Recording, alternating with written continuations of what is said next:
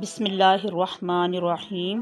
اللہم صلی علی سیدنا محمد وعلی آل سیدنا محمد وبارک وسلم۔ وضاحت: یہ نبی کریم صلی اللہ علیہ وآلہ وسلم کی حدیث نہیں ہے، بلکہ امام شعبہ بن الحجاج رحمۃ اللہ علیہ کا جرح و تعدل کے بارے میں علمی تبصرہ ہے۔ اس میں انہوں نے راوی شہر بن جوشب کے بارے میں اپنی رائے بیان کی ہے۔ اس کا مقصد حدیث کی صحت اور ضعف کو واضح کرنا ہے، نہ کہ کوئی شرعی حکم یا حدیث نبوی بیان کرنا۔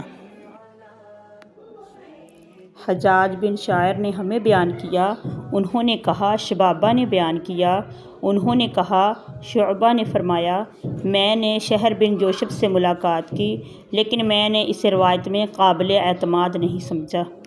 ماخذ: صحیح مسلم، علم جرح و تعدل۔